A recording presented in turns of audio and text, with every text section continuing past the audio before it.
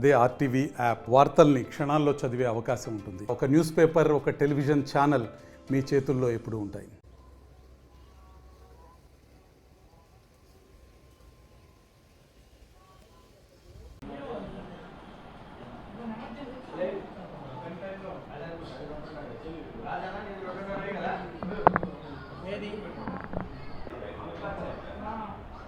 ప్రభుత్వాన్ని మనం చూసినట్టయితే మాటలకు పరిమితం అవుతా రైతులను నట్టేట ముంచుతూ ఉన్నారు.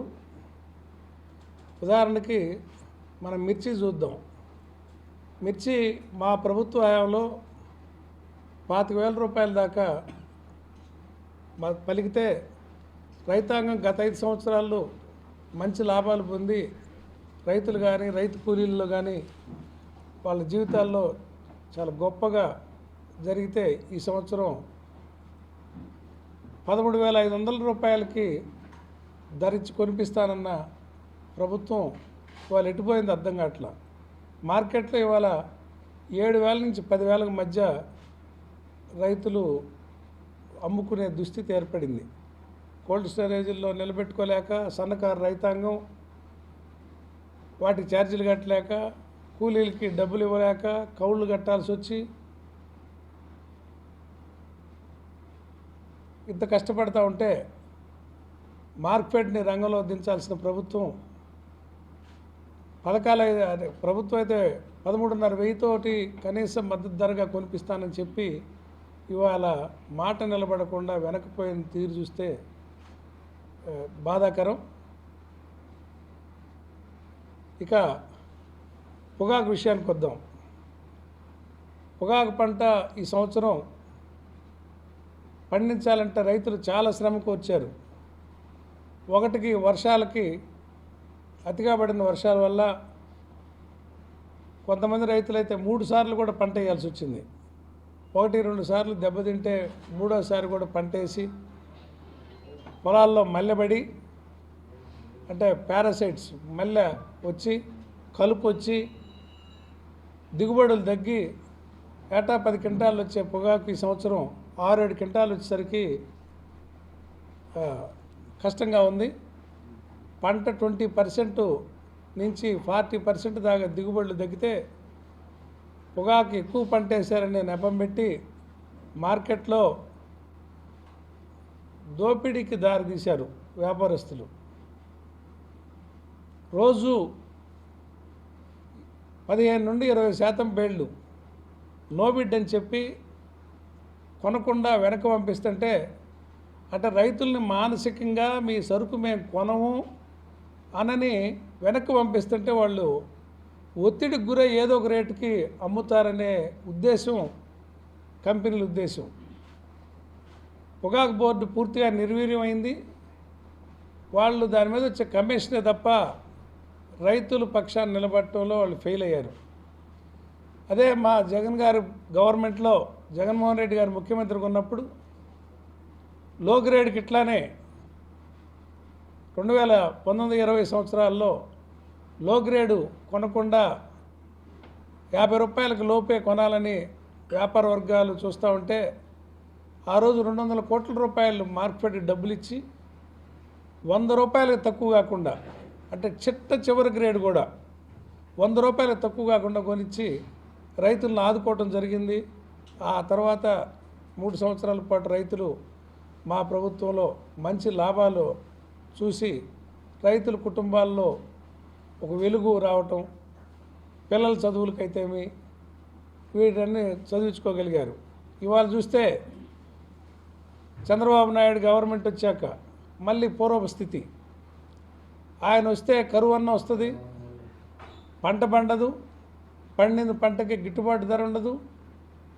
అది కాలం మహిమో ఏంటో అర్థం కాదు. కానీ ఆయనైతే వ్యాపారస్తులు కొమ్ము కాసే నాయకుడు చంద్రబాబు నాయుడు అని ఈ సందర్భంగా తెలియజేస్తున్నా.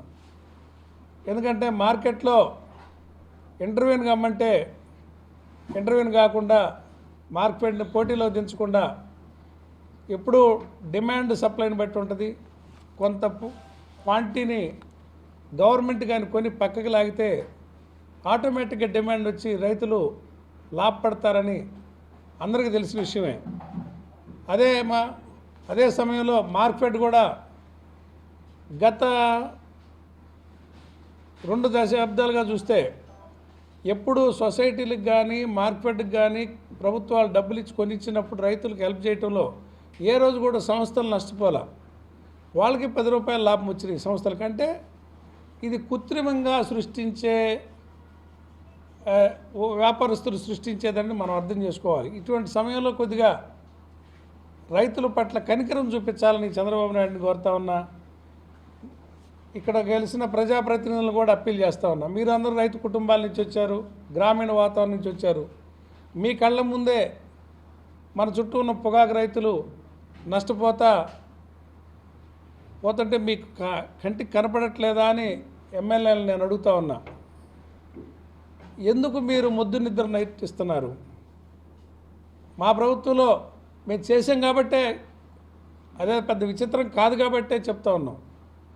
జగన్ గారి గవర్నమెంట్లో 3,000 కోట్లు ధరల స్థిరీకరణ నిధి కనిపెట్టి కందులు, శనగలు, జొన్నలు, మినుములు ఏ పంట గ్రామాల్లో పండితే ఆ పంట ముందుగానే రైతు భరోసా కేంద్రాల్లో ధరలు నిర్ణయించేవాడు.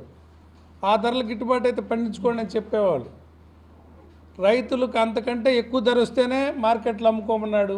లేకపోతే ఆటోమేటిక్గా గవర్నమెంట్ ప్రతి పంట ప్రొక్యూర్ చేసింది. ఇవాళ మీరు కందులు కొనలేదు, ఇప్పుడు మొదలుపెట్టారని చెప్తున్నారు.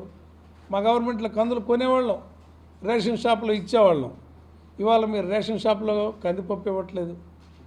ప్రొక్యూర్మెంటు తక్కువ, ప్రొక్యూర్మెంట్ లేదు, ఇప్పుడు చేస్తున్నామని చెప్తున్నారు అధికారులు అడుగుతుంటే. ఇక్కడ సివిల్ సప్లైస్లో ఇవ్వలేదు. మా ప్రభుత్వాలు అయితే పోటీపడి మద్దతు ధర గవర్నమెంట్ ధరకు కాకుండా ప్రైవేట్ మార్కెట్లో పోటీపడి కూడా కందులు కొని రేషన్ షాపుల్లో కందిపప్పు ఇవ్వటం జరిగింది. రైతుల పట్ల ఒక చిత్తశుద్ధి ఉండాలి. ఆ చిత్తశుద్ధి లోపించింది. ఎమ్మెల్యేలు మీరు మేల్కొని ఆ నిద్ర అనుభవం ఉన్న ముఖ్యమంత్రి, అనుభవం లేని ముఖ్యమంత్రి అయితే అనుకోవచ్చు. ఇవన్నీ తెలిసిన మనిషి. ఒక నిర్లక్ష్య భావం, రైతులంటే ఒక నిర్లక్ష్య భావం. రైతులు మీ పార్టీ చందా లేరు కాబట్టి రైతుల పట్ల నిర్లక్ష్యం. అదే వ్యాపారస్తులు చందాలు ఇస్తారు కాబట్టి వ్యాపారస్తుల మాటే చెల్లుతుంది ఈ ప్రభుత్వాలని సందర్భంగా తెలియజేస్తున్నాం. మరిన్ని వీడియోస్ కోసం ఛానల్ ని సబ్స్క్రైబ్ చేయండి. లేటెస్ట్ అప్డేట్స్ కోసం వాట్సాప్ ఛానల్ ని ఫాలో అవ్వండి. అండ్ లింక్ డిస్క్రిప్షన్ లో ఉంది.